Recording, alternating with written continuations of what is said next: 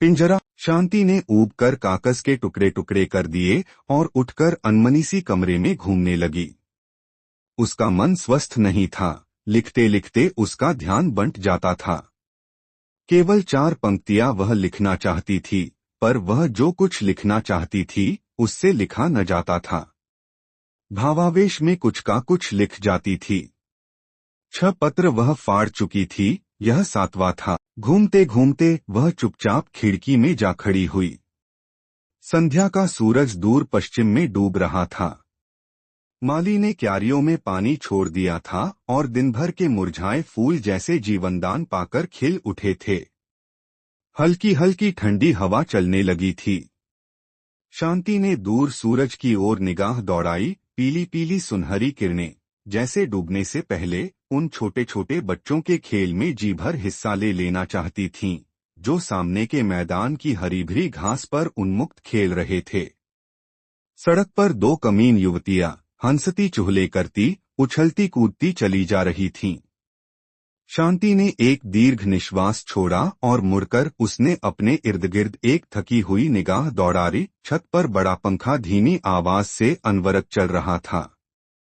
दरवाजों पर भारी पर्दे हिल रहे थे और भारी कोच और उन पर रखे हुए रेशमी गद्दे, गलीचे और दरमियान में रखे हुए छोटे छोटे अटकोने मेज और उन पर पीतल के नन्हे नन्हे हाथी और फूलदान। और उसने अपने आप को उस पक्षी सा महसूस किया जो विशाल स्वच्छंद आकाश के नीचे खुली स्वतंत्र हवा में आम की डाली से बंधे हुए पिंजरे में लटक रहा हो। तभी नौकर उसके छोटे लड़के को जैसे बरबस खींचता सा लाया। धोबी की लड़की के साथ वह खेल रहा था। आव देखा न ताव और शांति ने लड़के को पीट दिया। क्यों तू उन कमीनों के साथ खेलता है? क्यों खेलता है तू, इतने बड़े बाप का बेटा होकर? और उसकी आवाज चीख की हद को पहुंच गई। हैरान से खड़े नौकर ने बढ़कर जबरदस्ती बच्चे को छुड़ा लिया। शांति जाकर धम से कोच में धंस गई और उसकी आंखों से अनायास ही आंसू बह निकले। तब वहीं बैठे बैठे उसकी आंखों के सामने अतीत के कई चित्र फिर गए। उसके पति तब लॉन्ड्री का काम करते थे। बाइबल सोसाइटी के सामने, जहां आज एक दंदान साज बड़े धड़ल्ले से लोगों के दांत उखाड़ने में निमग्न रहते हैं, उनकी लॉन्ड्री थी। आय अच्छी थी पर खर्च भी कम न था। 35 रुपया तो दुकान का किराया ही देना पड़ता था और फिर कपड़े धोने और इस्त्री करने के लिए जो तबेला ले रखा था उसका किराया अलग था। इसके अतिरिक्त धोबियों को वेतन, कोयले, मसाला और 100 दूसरे पचड़े। इस सब खर्च की व्यवस्था के बाद जो थोड़ा बहुत बचता था उससे बड़ी कठिनाई के साथ घर का खर्च चलता था। और घर उन्होंने दुकान के पीछे ही महिलाल स्ट्रीट में ले रखा था। महिलाल स्ट्रीट जैसी अब है वैसी ही तब भी थी। मकानों का रूप यद्यपि इन 10 वर्षों में कुछ बदल गया है, किंतु मकानों में कुछ अधिक अंतर नहीं आया। अब भी इस इलाके में कमीन बसते हैं और तब भी बसते थे। सील भरी अंधेरी कोठरियां चमारों, धीवरों और शुद्ध हिंदुओं का निवास स्थान थीं। एक ही कोठरी में रसोई, बैठक, शयनगृह और वह भी ऐसा जिसमें सास-ससुर, बेटा-बहू, लड़कियां लड़के सब एक साथ सोते हों। जिस मकान में शांति रहती थी उसके नीचे टेंडी चमार अपने 8 लड़के लड़कियों के साथ रहता था। दूसरी चौड़ी गली में मारवाड़ी की दुकान थी और जिधर दरवाजा था उधर भंगी रहते थे। उनके दरवाजे से जरा ही परे भंगियों ने तंदूर लगा रखा था जिसका धुआं सुबह शाम उनकी रसोई में आ जाया करता था, जिससे शांति को प्राय रसोई की खिड़की बंद रखनी पड़ती थी। दिन रात वहां चारपाइयां बिछी रहती थीं और कपड़ा बचाकर निकलना प्रायः असंभव होता था। गर्मियों के दिन थे और म्यूनिसिपैलिटी का नल काफी दूर अनारकली के पास था, इसलिए गरीब लोगों की सहूलियत के ख्याल से शांति ने अपने पति की सिफारिश पर नीचे डेवढ़ी के नल से उन्हें पानी लेने की इजाजत दे दी। किंतु जब उन्हें उस मकान में आए कुछ दिन बीते तो शांति को मालूम हो गया कि यह उदारता बड़ी महंगी पड़ेगी। एक दिन जब उसके पति नहाने के बाद साबुन की डिबिया नीचे ही भूल आए और शांति उसे उठाने गई तो उसने उसे नदारद पाया। फिर कुछ दिन बाद तौलिया गायब हो गया और इसी तरह दूसरे तीसरे कोई न कोई चीज गुम होने लगी। हारकर एक दिन शांति ने अपने पति के पीछे पड़कर नल की टोंटी पर लकड़ी का छोटा सा बक्सा लगवा दिया और चाबी उसकी अपने पास रख ली। दूसरे दिन जब एक ही धोती से शरीर ढांपे वह पसीने से निचुड़ती हुई चूल्हे के आगे बैठी रोटी की व्यवस्था कर रही थी तो उसने अपने सामने एक काली सी लड़की को खड़ी पाया। लड़की उसकी समवयस्क ही थी।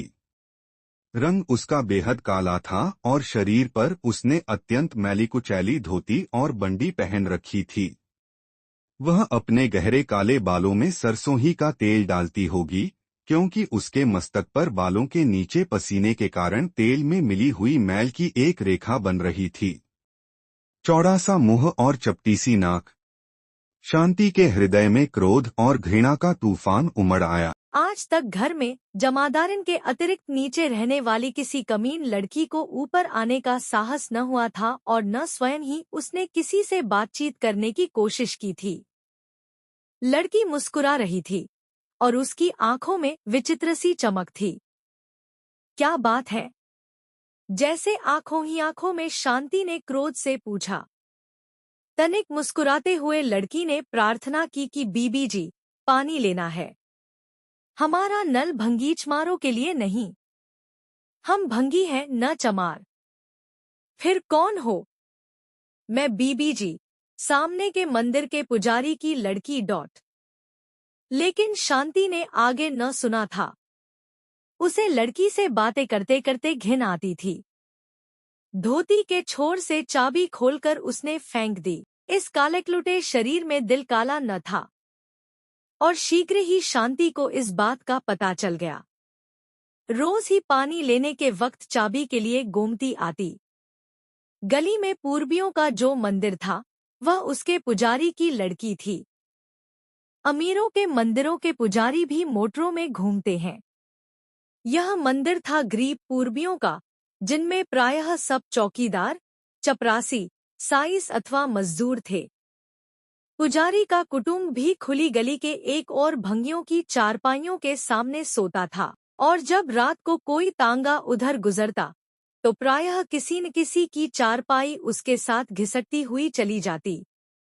मंदिर में कुआं तो था, पर जब से इधर नल आया उस पर डोल और रस्सी कभी ही रही और फिर जब समीप ही किसी की डेवही के नल से पानी मिल जाए तो कुएं पर बाजू तोड़ने की क्या जरूरत है।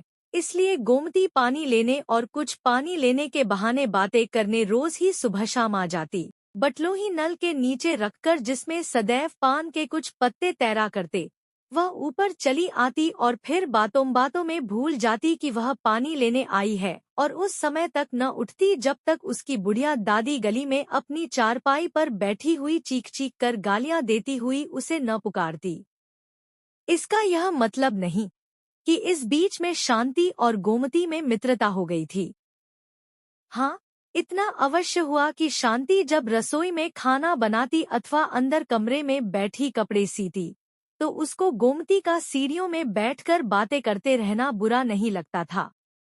कई तरह की बातें होती, मोहल्ले के भंगियों की बातें, चमारों के घरेलू झगड़ों की बातें और फिर कुछ गोमती की निजी बातें। इस बीच में शांति को मालूम हो गया कि गोमती का विवाह हुए वर्षों बीत चुके हैं, पर उसने अपने पति की सूरत नहीं देखी।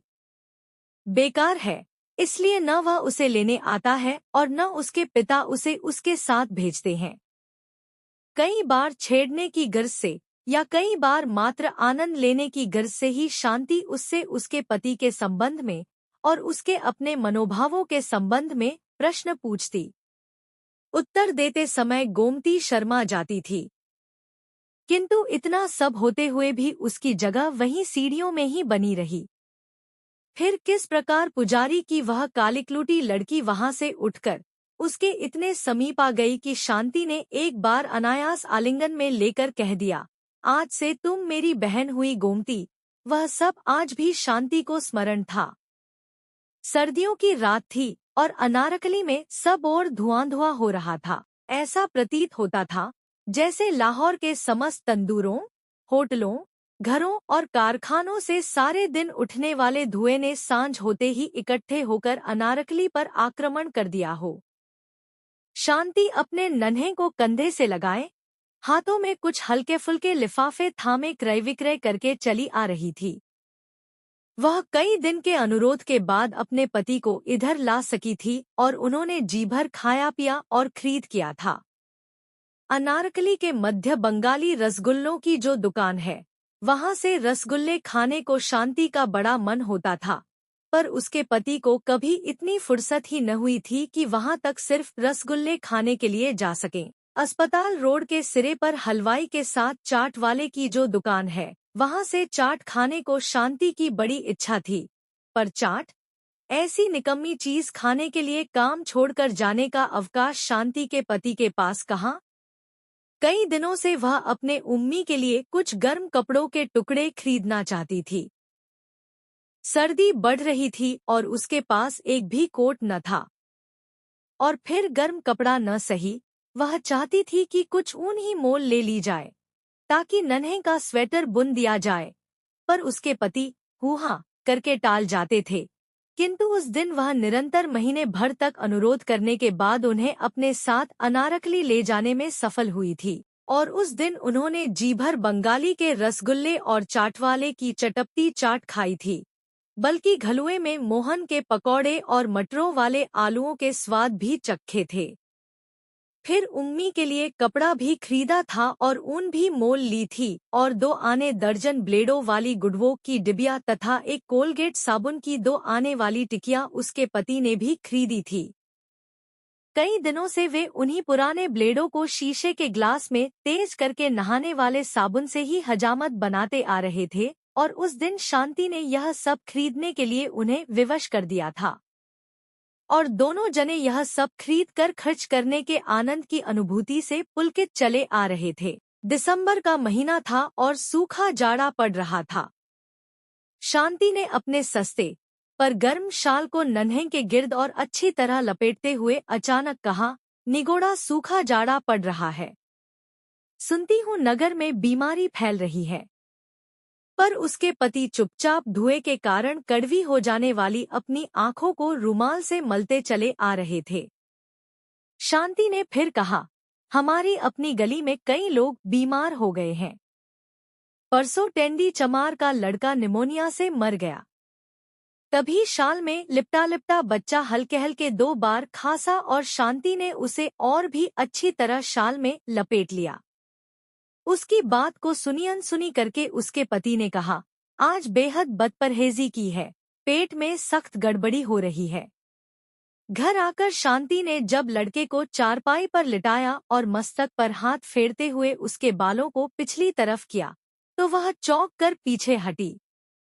उसने डरी हुई निगाहों से अपने पति की ओर देखा। वे सिर को हाथों में दबाए नाली पर बैठे थे। उम्मी का माथा तो तवे की तरह तप रहा है। उसने बड़ी कठिनाई से गले को अचानक अवरुद्ध कर देने वाली किसी चीज को बरबस रोककर कहा, लेकिन उसके पति को क्या हुई? शांति का कंठ अवरुद्ध सा होने लगा था और उसकी आंखें भरसी आ रही थीं, पर अपने पति को क्या करते देख बच्चे का ख्याल छोड़ वह उनकी ओर भागी। पानी लाकर उनको कुल्ला कराया। निढाल से होकर वे चारपाई पर पड़ गए, पर कुछ ही क्षण बाद उन्हें फिर क्या हुई। शांति के हाथ पांव फूल गए। घर में वह अकेली, सास माँ पास नहीं, कोई दूसरा नाता रिश्ता भी समीप नहीं, और नौकर रखने की गुंजाइश ही कभी नहीं निकली। वह कुछ क्षण के लिए घबरा गई। एक उड़ी उड़ी सी दृष्टि उसने अपने ज्वर से तपते हुए बच्चे और बदहजमी से निढाल पति पर डाली। अचानक उसे गोमती का ख्याल आया।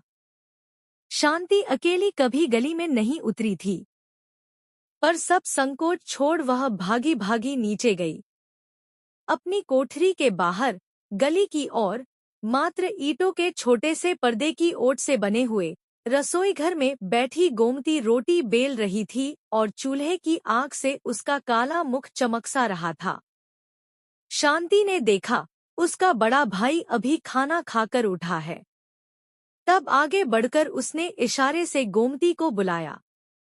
तवे को नीचे उतार और लकड़ी को बाहर खींचकर गोमती उसी तरह भागी आ रही। तब विनीत भाव से संक्षेप में शांति ने अपने पति तथा बच्चे की हालत का उल्लेख किया और फिर प्रार्थना की कि वह अपने भाई से कहकर तत्काल किसी डॉक्टर को बुला दे। उनकी लॉन्ड्री के साथ ही जिस डॉक्टर की दुकान है, वह सुना है पास ही लाजपती रोड पर रहता है। यदि वह आ जाए तो बहुत ही अच्छा हो। और फिर साड़ी के छोर से 5 रुपए का एक नोट खोल शांति ने गोमती के हाथ में रख दिया कि फीस पहले ही क्यों न देनी पड़े, पर डॉक्टर को ले अवश्य आए। और फिर चलते चलते उसने यह भी प्रार्थना की कि रोटी पकाकर संभव हो तो तुम ही जरा आ जाना उम्मी। शांति का गला भर आया था। गोमती ने कहा था, आप घबराए नहीं, मैं अभी भाई को भेज देती हूँ और मैं भी अभी आ रही। और यह कहकर वह भागती सी चली गई थी। शांति वापस मुड़ी तो सीढ़ियां चढ़ते चढ़ते उसने महसूस किया कि शंका और भय से उसके पांव कांप रहे हैं और उसका दिल धक धक कर रहा है। ऊपर जाकर उसने देखा, उसके पति ऊपर से उतर रहे हैं। हाथ में उनके खाली लोटा है, चेहरा पहले से भी पीला हो गया है और माथे पर पसीना छूट गया है। शांति के उड़े हुए चेहरे को देखकर उन्होंने हंसने का प्रयत्न करते हुए कहा, घबराओ नहीं, सर्दियों में हैजा नहीं होता। शांति ने रोते हुए कहा, आप ऊपर क्यों गए, वहीं नाली पर बैठ जाते। किंतु जब पति ने नाली की ओर और फिर चारपाई पर पड़े हुए बीमार बच्चे की ओर इशारा किया तो शांति चुप हो गई। उसने पहले सहारा देकर पति को बिस्तर पर लिटाया, फिर नाली पर पानी गिराया, फिर दूसरे कमरे में बिस्तर बिछा बच्चे को उस पर लिटा आ रही। तभी गोमती आ गई। खाना तो सब खा चुके थे, अपने हिस्से का आटा उठा, आग बुझा, वह भाग आ रही थी। शांति ने कहा, मैं उम्मी को उधर कमरे में लिटा आ रही हूँ। मुझे डर है, उसे सर्दी लग गई है। सांस उसे और भी कठिनाई से आने लगी है और खांसी भी बढ़ गई है। निचली कोठरी में पड़े हुए पुराने लिहाफ से कपड़े ले लो और अंगीठी में कोयले डाल उसकी छाती पर जरा उससे सेंक दो। इनके पेट में गड़बड़ है। मैं इधर इसका कुछ उपचार करती हूँ। कुछ नहीं तो गर्म पानी करके बोतल ही फेरती हूँ। गोमती ने कहा, इन्हें बीबीजी कोई हाजमे की चीज दो। हमारे घर तुम्मे की अजवाइन है, मैं उसमें से कुछ लेती आ रही हूँ। जब तक डॉक्टर आए उसे ही जरा गर्म पानी से इन्हें दे दो। बिना किसी तरह की हिचकिचाहट के शांति ने मैली सी पुड़िया में बंधी काली सी अजवाइन ले ली थी और गोमती अंगीठी में कोयले डाल नीचे कपड़े लेने भाग गई थी। बाहर शाम बढ़ चली थी। वहीं कमरे के अंधेरे में बैठे बैठे शांति की आंखों के आगे चिंता और फिक्र के वे सब दिन रात फिर गए। उनके पति को हैजा तो न था, किंतु गैस्ट्रोएंटेराइटिस तीव्र किस्म का था। डॉक्टर के आने तक शांति ने गोमती के कहने पर उन्हें तुम्मे की अजवाइन दी थी, प्याज भी सुंघाया था और गोमती अंगीठी उठाकर दूसरे कमरे में बच्चे की छाती पर सेंक देने चली गई थी। डॉक्टर के आने पर मालूम हो गया था कि उसे निमोनिया हो गया है और अत्यंत सावधानी की आवश्यकता है। शांति अपने पति और अपने बच्चे दोनों की एक साथ कैसे तीमारदारी करती, उसने अपनी विवशता से गोमती की ओर देखा था, पर उसे होंठ हिलाने की जरूरत न पड़ी थी। बच्चे की सेवा शुश्रूषा का समस्त भार गोमती ने अपने कंधों पर ले लिया था। शांति को मालूम भी न हुआ था कि वह कब घर जाती है, कब घर वालों को खाना खिलाती है या खाती है, या खिलाती खाती भी है या नहीं। उसने तो जब देखा उसे छाया की भांति बच्चे के पास पाया। कई दिन तक एक ही जून खाकर गोमती ने बच्चे की तीमारदारी की थी। दोपहर का समय था, उसके पति दुकान पर गए हुए थे। उम्मी को भी अब आराम था और वह उसकी गोद से लगा सोया पड़ा था और उसके पास ही फर्श पर टाट बिछाए गोमती पुराने ऊन के धागों से स्वेटर बुनना सीख रही थी। इतने दिनों की थकी हारी उनींदी शांति की पलकें धीरे धीरे बंद हो रही थी। वह उन्हें खोलती थी पर वे फिर बंद हो जाती थी। आखिर वह वैसी ही पड़ी सो गई थी। जब वह फिर उठी तो उसने देखा उम्मी रो रहा है और गोमती उसे बड़े प्यार से सुरीली आवाज में थपक कर लोरी दे रही है। शांति ने फिर आंखें बंद कर ली। उसने सुना गोमती धीमे धीमे स्वर से गा रही थी, आरी कक्को जारी कक्को जंगल पक्को बे, भैया हाथे ढेला चिड़िया उड़े जा। और फिर आरी चिड़िया दो पप्पड़ पकाए जा, भैया हाथे ढेला चिड़िया उड़े जा। बच्चा चुप कर गया था। लोरी खत्म करके उसने बच्चे को गले से लगाकर चूम लिया। शांति ने अर्धनिमीलित आंखों से देखा, बच्चे के पीले जर्द सूखे से मुख पर गोमती का काला स्वस्थ मुख झुका हुआ है। सुख के आंसू उसकी आंखों में उमड़ आए। उसने उठकर गोमती से बच्चे को ले लिया था और जब वह फिर टाट पर बैठने लगी थी तो दूसरे हाथ से शांति ने उसका हाथ पकड़ चारपाई पर बिठाते हुए उसे अपने बाजू से बांध लिया था और कहा था, आज से तुम मेरी बहन हुई गोमती। आंखें बंद किए शांति इन्हीं स्मृतियों में गुम थी। उसकी आंखों से चुपचाप आंसू बह रहे थे कि अचानक उसके पति अंदर दाखिल हुए। किसी जमाने में लांडरी चलाने वाले और समय पड़ने पर स्वयं अपने हाथ से इस्त्री गर्म करके कपड़ों को प्रेस करने में भी हिचकिचाहट न महसूस करने वाले लाशून्य दीनदयाल और लाहौर की प्रसिद्ध फर्म दीनदयाल एंड सन्स के मालिक प्रख्यात शेयर ब्रोकर लाला दीनदयाल में महान अंतर था। इस 10 वर्ष के अरसे में उनके बाल यद्यपि पक गए थे किंतु शरीर कहीं अधिक स्थूल हो गया था। ढीले ढाले और प्रायः लांडरी के मालिक होते हुए भी मैले कपड़े पहनने की जगह अब उन्होंने अत्यंत बढ़िया किस्म का रेशमी सूट पहन रखा था और पांवों में श्वेत रेशमी जुराबें तथा काले सैंडल पहने हुए थे। शांति ने झट रुमाल से आंखें पोंछ ली। बिजली का बटन दबाते हुए उन्होंने कहा, यहाँ अंधेरे में क्या पड़ी हो, उठो बाहर बात में घूमो फिरो। और फिर बोले, इंद्रानी का फोन आया था कि बहन यदि चाहें तो आज सिनेमा देखा जाए। बहन दिल ही दिल में विषाद से शांति मुस्कुरारी और उसके सामने एक और काली क्लूटी सी लड़की का चित्र खिंच गया जिसे कभी उसने बहन कहा था, किंतु प्रकट उसने सिर्फ इतना कहा, मेरी तबीयत ठीक नहीं। मुंह फुलाए हुए लाशून्य दीनदयाल बाहर चले गए। तब आंखों को फिर एक बार पोंछकर और तनिक स्वस्थ होकर शांति मेज के पास आरी और कुर्सी पर बैठ पैड अपनी ओर को खिसका। कलम उठाकर उसने लिखा, बहन गोमती तुम्हारी बहन अब बड़ी बन गई है, बड़े आदमी की बीबी है। बड़े आदमियों की बीबियां अब उसकी बहनें हैं। पिंजरे में बंद पक्षी को कब इजाजत होती है कि स्वच्छंद स्वतंत्र विहार करने वाले अपने हमजोलियों से मिले। मैंने तुम्हें कल फिर आने के लिए कहा था पर अब तुम कल न आना। अपनी इस बंदिनी बहन को भूलने की कोशिश करना। शांति। इस बार उसने एक पंक्ति भी नहीं काटी और न कागज ही फाड़ा। हाँ, एक बार लिखते लिखते फिर आंखें भर आने से जो एक दो आंसुओं की बूंदें पत्र पर अनायास ही गिर पड़ी थीं, उन्हें उसने ब्लॉटिंग पेपर से सुखा दिया था। फिर पत्र को लिफाफे में बंद करके उसने नौकर को आवाज दी और उसके हाथ में लिफाफा देकर कहा कि महिलाल स्ट्रीट में पूर्बियों के मंदिर के पुजारी की लड़की गोमती को दे आए। और फिर समझाते हुए कहा, गोमती कुछ ही दिन हुए अपनी ससुराल से आई है।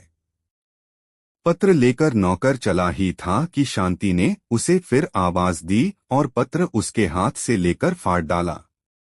फिर धीरे से उसने कहा, तुम गोमती से कहना कि बीबी अचानक आज मैके जा रही है और 2 महीने तक वापस न लौटेंगी। यह कहकर वह फिर खिड़की में जा खड़ी हुई और अस्त हो जाने वाले सूरज के स्थान पर ऊपर की ओर बढ़ते हुए अंधेरे को देखने लगी। बात इतनी ही थी कि आज दोपहर को जब वे ब्रिज खेल रहे थे तब नौकर ने आकर खबर दी थी कि महिलाल स्ट्रीट के पुजारी की लड़की गोमती आई है। तब खेल को बीच ही में छोड़कर और भूलकर कि उसके पार्टनर राय साहब लाला बिहारी लाल है, वह भाग गई थी और उसने गोमती को अपनी भुजाओं में भींच लिया था और फिर वह उसे अपने कमरे में ले गई थी। तब दोनों बहुत देर तक अपने दुख सुख की बातें करती रही थीं। शांति ने जाना था कि किस प्रकार गोमती का पति काम करने लगा, उसे ले गया और उसे 4 बच्चों की मां बना दिया और गोमती ने उम्मी का और दूसरे बच्चों का हाल पूछा था। ला शून्य दीनदयाल इस बीच में कई बार बुलाने आए थे, पर वह न गई थी और जब दूसरे दिन आने का वादा लेकर उसने गोमती को विदा किया था, तो उसके पति ने कहा था, तुम्हें शर्म नहीं आती, उस उजड़ और गवार औरत को लेकर तुम बैठी रहीं, तुम्हें मेरी इज्जत का जरा भी ख्याल नहीं। उसे बगल में लिए उन सबके सामने से गुजर गईं। राय साहब और उनकी पत्नी हंसने लगे और आखिर प्रतीक्षा कर करके चले गए। इसके बाद उन्होंने और भी बहुत कुछ कहा था, लेकिन शांति ने तो फैसला कर लिया था कि वह पिंजरे को पिंजरा ही समझेगी और उड़ने का प्रयास न करेगी।